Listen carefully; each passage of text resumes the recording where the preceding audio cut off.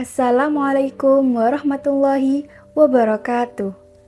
Bapak, Ibu, serta sahabat cahaya zikir Islam yang senantiasa dirindukan oleh surga. Di usia kita yang tak lagi muda ini, setiap kali azan berkumandang, hati kita pasti tergerak untuk segera melangkah mengambil air wudhu. Kita ingin menghadap Allah melalui sholat fardu, berharap bisa pulang membawa ketenangan jiwa. Namun, pernahkah ayah dan ibu menyadari sebuah kebiasaan keliru yang sering kita lakukan tanpa sengaja? Seringkali setelah selesai berwudu, kita langsung berjalan terburu-buru ke atas sajadah, berbalik arah, lalu detik itu juga lidah kita langsung berucap, Allahu Akbar.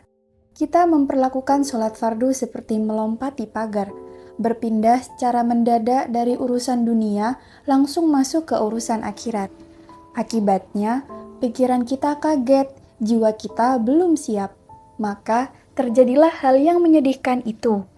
Bibir kita membaca surat, namun isi kepala kita masih tertinggal di dapur, di teras rumah, atau di sisa obrolan beberapa menit yang lalu. Kita gagal menjemput khusyuk karena kita melupakan pentingnya bersiap sebelum takbir. Untuk menata kembali hati kita yang sering terburu-buru ini, mari kita merenungkan sebuah kisah yang amat bergetar dari lembaran sejarah Islam.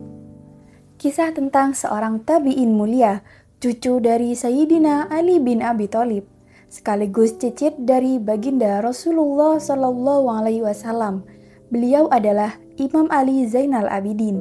Beliau adalah seorang ulama besar yang digelari As-Sajjad, artinya orang yang ahli sujud, karena saking banyaknya beliau mendirikan sholat.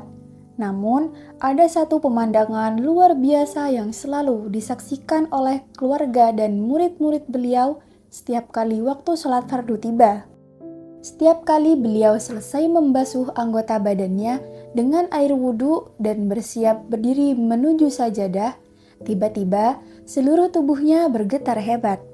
Lututnya melemas, sendi-sendinya kaku, dan warna wajahnya yang semula segar mendadak berubah drastis menjadi kuning pucat pasi, seolah-olah seluruh darah telah tersedot keluar dari wajahnya. Melihat pemandangan yang mengkhawatirkan ini terjadi berulang kali setiap hari, suatu hari pihak keluarganya memberanikan diri untuk bertanya dengan penuh rasa cemas, "Wahai putra Rasulullah, apa yang terjadi dengan dirimu?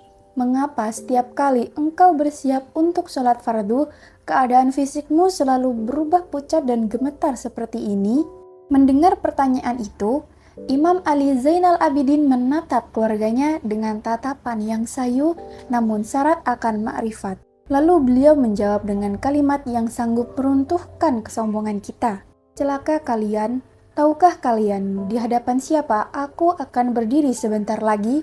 Tahukah kalian raja dari segala raja mana yang akan aku hadapi setelah takbir ini?"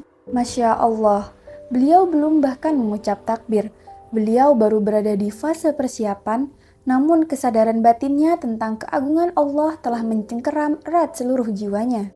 Bapak dan Ibu yang dirahmati Allah, mari kita petik hikmah yang teramat mahal dari kisah cicit Nabi ini. Mengapa wajah beliau sampai memucat? Jawabannya adalah karena beliau memiliki rasa takut, rasa hormat, dan pengagungan yang teramat tinggi kepada Allah Jalla Jalaluh. Beliau sadar sholat fardu bukan sekedar rutinitas harian, melainkan momen sakral di mana seorang hamba yang penuh dosa diizinkan menghadap penguasa semesta alam. Disinilah letak keajaiban sholat yang sering kita lewatkan. Keajaiban kehusyukan itu tidak lahir secara tiba-tiba di tengah rakaat, melainkan ia dijemput dan dibangun sejak air wudhu menetes membasahi tubuh kita. Sementara seringkali kita berdiri di hadapan Allah dengan sikap yang terlampau santai, bahkan cenderung meremehkan. Kita memakai pakaian seadanya, pikiran melayang kemana-mana, dan hati sama sekali tidak merasa bergetar. Kita lupa bahwa zat yang kita hadapi di atas sajadah adalah zat yang memegang nyawa dan memegang akhir hidup kita. Maka dari itu, di usia kita yang kian senja ini, mari kita perbaiki cara kita memulai sholat fardu kita. Mulai salat berikutnya, mari kita jemput keajaiban khusyuk itu dengan meniru hikmah para ulama terdahulu. Ketika ayah dan ibu selesai berwudu dan telah berdiri tegak di atas sajadah, tolong jangan langsung mengucapkan takbir. Berdiam dirilah sejenak dalam keheningan selama 10 atau 20 detik. Tarik napas dalam-dalam, lepaskan semua beban dunia, lalu bisikkan di dalam hati. Ya Allah, saat ini hamba-Mu yang lemah dan penuh dosa sedang berdiri di hadapan-Mu. Wahai Zat yang Maha Agung, singkirkanlah dunia sejenak dari hatiku.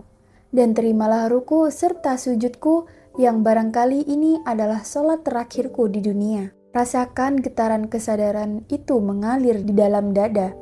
Begitu hati ayah dan ibu sudah merasa tenang dan siap, barulah angkat kedua tangan dengan lembut, seraya menghayati kalimat Allahu Akbar. Semoga Allah Subhanahu wa Ta'ala menganugerahkan keajaiban rasa takut dan rindu di dalam hati kita saat sholat fardu. Semoga sholat-sholat kita di masa tua ini menjadi penyelamat yang menerangi kubur kita kelak, dan kita diwafatkan dalam keadaan bersujud dengan khusyuk di hadapannya. Amin ya Rabbal Alamin. Wassalamualaikum warahmatullahi wabarakatuh.